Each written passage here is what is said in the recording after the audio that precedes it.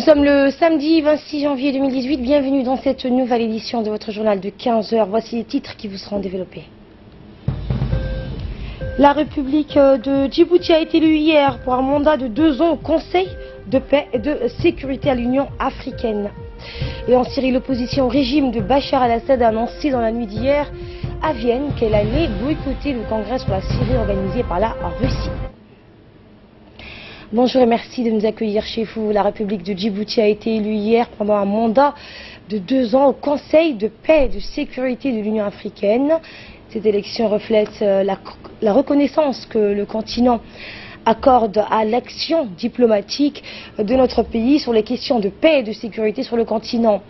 Le rôle de Djibouti est particulièrement apprécié dans la résolution des conflits qui sévissent dans notre région, en particulier en Somalie et au Sud-Soudan. Notre pays a été élu hier pour un mandat de 2 ans, on le rappelle, au Conseil de paix et de sécurité de l'Union africaine. C'était à Addis Abeba, la capitale éthiopienne. Elle reflète donc la reconnaissance que le continent accorde à l'action diplomatique de notre pays sur les questions donc de paix et de sécurité dans la région. Retour à Djibouti jeudi après-midi que la secrétaire générale de l'Union nationale des femmes djiboutiennes, Mme Fatouma Moussa, avec la ministre de la Femme et de la Famille, Mme Oumina Ahmed Hassan, a procédé à l'inauguration des antennes de l'UNFD à Cité Nassib.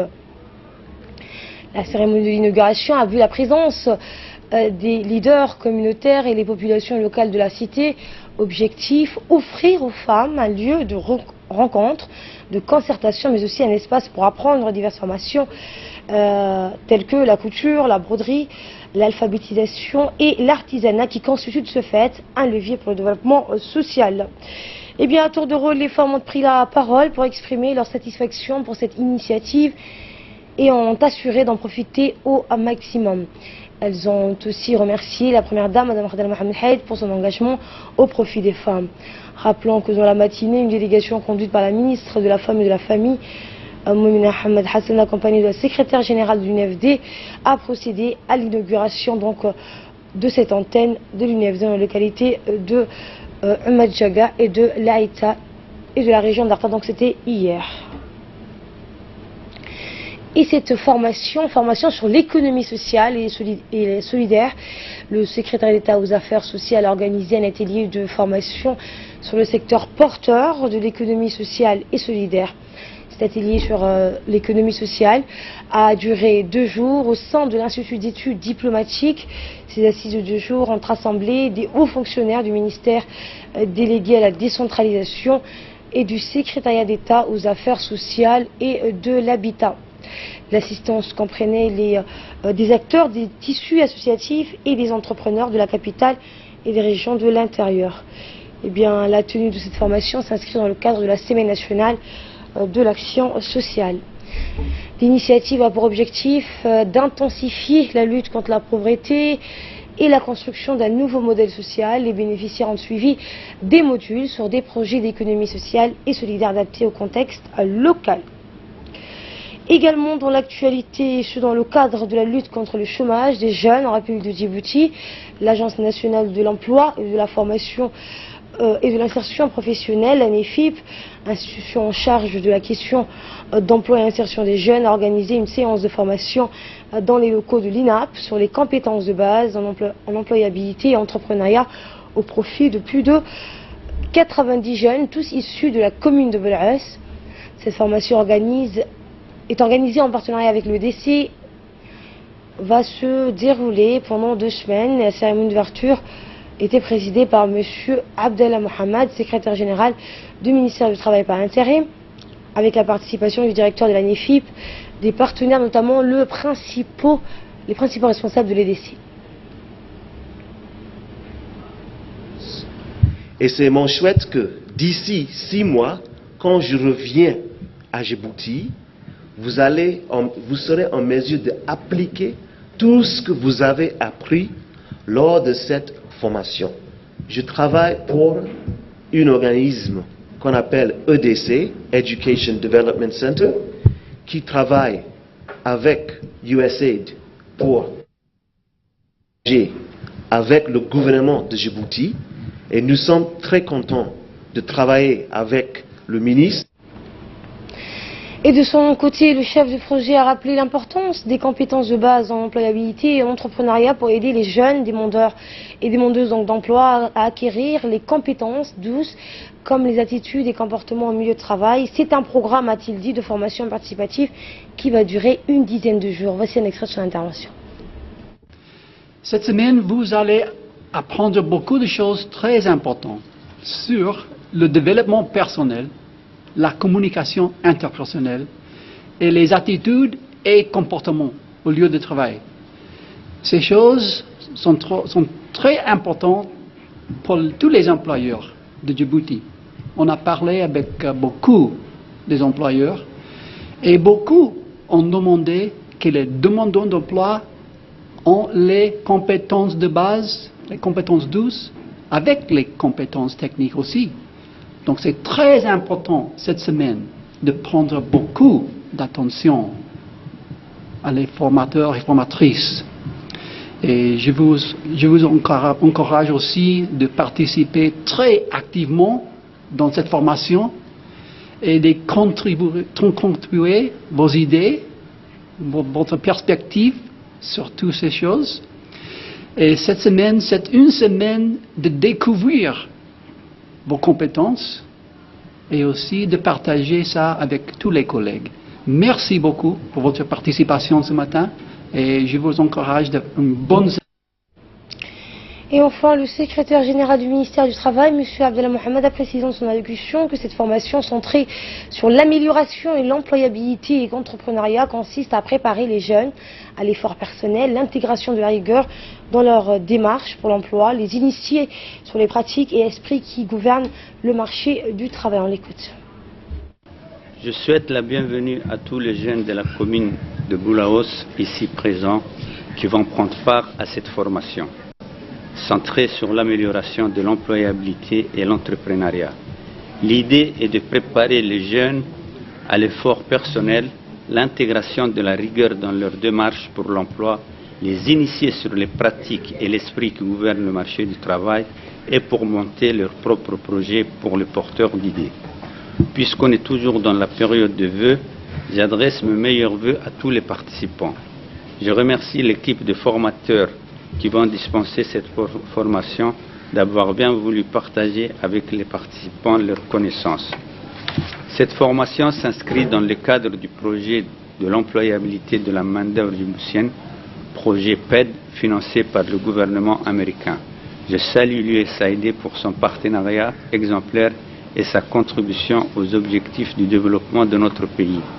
Je remercie également les représentants de EDC, partenaires d'exécution du projet PED, d'avoir bien voulu honorer de leur présence l'ouverture de cette session. Ce module de formation sur l'amélioration de l'employabilité et l'entrepreneuriat a été déjà dispensé dans les régions en accompagnement du processus d'implantation et de décentralisation des antennes de l'AMIFU. Il est prévu de proposer la même initiative aux jeunes de la ville de Djibouti pour que tout le monde bénéficie pleinement des conseils et techniques de base nécessaires pour prospecter l'emploi et pour l'entrepreneuriat. Nous avons commencé par la commune de Boulaos. J'espère qu'elle vous sera utile pour valoriser vos atouts dans votre quête d'emploi. Enfin, je réitère mes vœux à toutes et à tous que la nouvelle année nous apporte la réussite dans tous nos projets. Je déclare ouverte cette formation sur l'amélioration de l'employabilité et l'entrepreneuriat. Également dans l'actualité, dans le cadre d'une rencontre culturelle sur la diffusion de la culture de la paix à Djibouti, l'Union des intellectuels djiboutiens a organisé aujourd'hui à l'Institut des études diplomatiques, au ministère donc des Affaires étrangères et de la coopération internationale, une conférence débat et des discussions placées sous le thème Djibouti, berceau de la paix et de la stabilité. Le président de l'Union des intellectuels djiboutiens, Ahmed Mohamed Ibrahim, a annoncé les recommandations de la rencontre culturelle organisée par le comité de l'Union des intellectuels djiboutiens. L'importance et les moyens de diffuser la culture de la paix a été soulevée lors de cette conférence. La contribution de chaque intellectuel dans son domaine pour diffuser donc la culture de la paix et la coexistence pacifique afin de promouvoir la cohésion sociale. Établir également une communication et un travail continu entre les intellectuels, les érudits religieux, les politiciens et les professionnels des médias pour briser donc la contrainte sociale et les barrières psychologiques relatives aux différentes questions sociales, à savoir les races, le genre, la croyance ou la doctrine. Et enfin, soutenir la politique sage de notre gouvernement et surtout celle du président de la République, Ismaël Omar Guelleh, et maintenir notre patrie comme une île de paix et de stabilité. Et paix. La paix est un mot que tout le monde sait plus ou moins son importance pour l'humanité. Avant de conclure mon propos, nous savons très bien que grâce à Allah, le Tout-Puissant, et grâce au leadership du président de la République, son Excellence Ismaël Omar Guelleh, notre pays se jouit de stabilité et de sécurité. Djibouti mérite donc de l'appeler berceau de la. Et pour nous en dire plus, j'ai comme invité M. Ismaël Ousmane, membre de l'Union des intellectuels djiboutiens. Bonjour monsieur, merci à vous d'avoir répondu à notre invitation. Alors, on a suivi maintenant à l'instant le président des membres de l'Union des intellectuels djiboutiens. Qu'est-ce qui est sorti et qu'est-ce qu'on peut retenir de cette conférence débat? Merci beaucoup Asma de m'avoir invité sur ce plateau. Donc la conférence a eu lieu ce matin, comme vous l'avez rappelé. Donc c'est terminé à midi. Donc cette conférence, c'est une rencontre culturelle, nous avons intitulé rencontre culturelle, comme vous l'avez rappelé, sur le thème de Djibouti, berceau de la paix et de la stabilité. Donc dans notre intervention, dans notre rencontre avec la jeunesse, nous avons voulu insuffler les questions de la diffusion de la culture de la paix chez les jeunes et qu'est-ce qu'ils comprennent de la diffusion de la culture de la paix. Donc, comme vous le savez, aujourd'hui c'est samedi, c'est un jour férié. Donc, les participants ont pris la peine de venir très nombreux à l'Institut des études diplomatiques au ministère des Affaires étrangères. En gros, on était en nombre de 150 personnes. Les participants et les participantes s'exprimaient dans les 3 langues, en français, en anglais et en arabe. Donc, il faut le rappeler, les participants... on a couvert toutes les catégories des représentations, les leaders religieux, les jeunes, les cadres de l'administration publique, pour toucher un maximum de points. Donc, qu'est-ce qui est sorti de cet atelier? Nous avons sorti, durant les discussions étaient très fructueuses. Donc, il y avait des questions qui étaient très intéressantes. Il y avait les femmes qui ont posé que la paix devrait être inculquée dans les manuels pédagogiques. Donc j'ai pu répondre que la paix, c'est un comportement, c'est un état d'esprit. Donc il y a différentes manières que l'État diffuse les informations. Il y a l'éducation formelle, l'éducation informelle et par le biais de l'éducation informelle. Aussi, il y a des questions qui ont été posées, et bien sûr, comme vous le connaissez, tout autour de nous, l'Éthiopie, le Yémen, la Somalie depuis longtemps, malheureusement, ça chauffe, ça bouillonne, malheureusement, il y a des conflits armés, militaires. Et ce qui fait que, est-ce qu'il y a une question très importante, je rappelle cette question, est-ce que Djibouti pourra continuer à être un havre de paix? Parce qu'on le répète souvent, et c'est très important, le président se rappelle toujours, il faut vraiment diffuser la paix, il faut maintenir, c'est un message très important à notre président de la République, son Excellence M. Ismaël Omar Guelleh. Et la réponse que nous avons pu donner à cette question, c'est que vous vous rappelez, le printemps arabe a commencé avec les conflits, avec le jeune qui s'est immolé. Donc après, il y a eu des messages de haine qui ont pu être partagés dans les réseaux sociaux. Et je rappelle la note de Nelson Mandela qui a dit « Les gens ne naissent pas avec la haine, ils l'apprennent sur le terrain, ils le découvrent autour d'eux.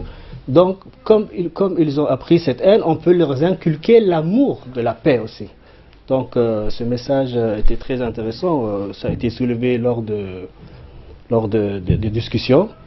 Aussi, je vais un peu étaler, donc est-ce qu'on aura largement le temps pour... On aura largement le temps, mais est-ce que Quel message voulez-vous donner aux Djiboutiens, justement? Oui, c'est très important. Donc, ces discussions, ça veut dire c'est la population, c'est les jeunes, c'est ce que les populations en pensent. Donc, le message que nous voulons donner, c'est que la paix est d'abord, c'est pas la définition de la paix, c'est pas l'absence de guerre. Une paix, c'est la paix en soi-même, c'est un terme intérieur, être en paix avec sa famille, être en paix avec le voisinage et vice-versa, et ça continue. Donc c'est un comportement qu'il faut diffuser. Donc c'est pour ça qu'on a parlé de culture de paix. Donc dans cette diffusion de culture de paix, il y a les moyens l'électronique, les réseaux sociaux, la diffusion, donc c'est un état d'esprit. Et en fin de cet atelier, bien sûr, qui a duré 3 heures, nous avons sorti, à travers les discussions, les recommandations qui ont été soulevées par les uns et les autres, nous avons pu formuler un ensemble de recommandations. Donc j'ai ces recommandations devant moi, ils sont au nombre de 7. Malheureusement, on ne peut pas tous les citer, donc je voudrais relever quelques-unes. D'abord, on a dit, le premier, accentuer le rôle influent de l'intellectuel dans la société. Donc c'est important, une société sans intellectuel, c'est une société qui est morte. Donc il faut qu'il y ait des états d'esprit, il faut qu'il y ait des critiques. Donc accentuer sa participation et la responsabilité en tant qu'un intellectuel, c'est un enseignant, c'est un leader religieux, c'est un employé, un commerçant, et il faut qu'il y ait une dynamique autour de ça, il faut qu'il y ait des échanges. Le point numéro 2, nous avons aussi soulevé le besoin de souligner une communication et un travail continu entre les intellectuels, les leaders religieux, les politiciens, les professionnels. Et le point numéro 3, quelque chose de très intéressant, apprécier et encourager l'initiative dite Dialogue national de la jeunesse, initiée par son Excellence Monsieur le Président de la République. Et aussi, un thème d'actualité, il y a bientôt les élections législatives. Hein.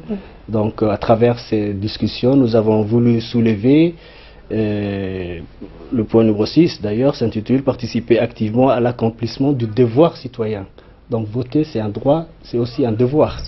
Donc, à travers ce devoir, nous avons transmis le message de participer activement à cette manifestation politique et de la vie, de la cité. Donc c'est très important. Et sensibiliser son importance dans la société djiboutienne. Et en dernier lieu, donc on a pu soulever, c'est très important, donc nos dirigeants politiques, nous les remercions, que c'est grâce à eux qu'il y a eu cette culture de paix, ce maintien de la sécurité et de la stabilité dans notre pays depuis l'accession à l'indépendance nationale de notre pays. Merci Monsieur Ismaël Ousmane Ahmed, vous êtes, je le rappelle, membre de l'Union des intellectuels djiboutiens. Merci encore. Merci à vous. Et dans le reste de l'actualité, le commandant de la garde-côte djiboutienne, le colonel Waassim al-Bokhari, a accueilli à la direction générale de la garde-côte une forte délégation conduite par le ministre de la Défense du Kenya et le directeur d'Eastern Africa Standby Force, donc l'EASF, en visite à Djibouti dans le cadre de la 23e réunion des organes de politique ordinaire donc de l'EASF organisée à Djibouti. Le ministre de la Défense du Kenya et la délégation conduite par Dr Abdoulaye Omar Bouh, directeur de l'EASF, ont profité de leur séjour à Djibouti pour visiter les moyens navals et le centre d'instruction de la garde-côte djiboutienne. Donc à Doralé, la délégation a apprécié le travail louable de l'institution et les résultats remarquables réalisés par l'institution durant ces dernières années. Ils ont aussi souligné que la garde-côte est une institution importante dans le domaine de la sécurité et la sûreté maritime, et bien régionale, et plus précisément dans l'une des voies maritimes la plus fréquentée dans le monde. Il s'agit du détroit de Bab el-Mandab. Le ministre et la délégation ont également félicité le colonel Waassim al-Bokhari, le commandant de la garde-côte, pour son travail honorable réalisé dans un laps de temps afin de développer cette institution. Pour sa part, le colonel Waassim al-Bokhari a remercié le ministre kenyan de la Défense et la délégation de l'organisation régionale à sa tête, le directeur Dr Abdoulaye Omar Bouh, pour leur visite inestimable rendue à la garde-côte djiboutienne. Et nous passons à ce qui domine l'actualité hors de nos frontières avec Samata Syrie. Bonjour. Bonjour Asma. Et en Syrie, l'opposition au régime de Bachar al-Assad a annoncé dans la nuit d'hier, donc à Vienne, qu'elle allait boycotter le congrès sur la Syrie organisé par la Russie. Eh bien, Asma, c'est ces décisions qui doivent être détaillées par la CNS lors d'une conférence presse programmée dans la matinée dans la capitale autrichienne, intervient après 2 jours de négociations qui n'ont pu dégager aucune avancée comme les 8 précédentes sessions organisées depuis 2015. Comme lors des précédentes tours, aucune rencontre directe de l'opposition et des représentants du régime n'a eu lieu. Les délégués entretiennent séparément avec Mistura. Le CNSS conditionnait sa venue à Sochi l'obtention des concessions de la part de Damas lors d'un pourparler viennois. Ceci avait été axé sur le volet constitutionnel, moins sensible qu'à la question des élections qui déterminait in fine lors du sort du président syrien, un chiffon rouge pour Damas. Monsieur Mistura a rappelé qu'en tout état de cause, tout accord final sur la Syrie devrait être conclu dans le cadre fixé par l'ONU. Merci Samadel pour ces précisions. Et il est 15h26, le chef de l'État a quitté la capitale pour à direction donc à Addis Abeba, la capitale éthiopienne, pour participer au 30e sommet de l'Union africaine avec à ses côtés les pays, donc les présidents et les chefs d'État et membres du gouvernement. Les chefs d'État et de gouvernement donc, des pays membres de l'Union africaine participeront à ses côtés à ce sommet. Rappelons que donc, notre pays a été élu hier pour un mandat de 2 ans au Conseil de paix et de sécurité de l'Union africaine. Le chef d'État a été salué par quelques membres du gouvernement à l'aéroport pour son départ donc à destination d'Addis Abeba.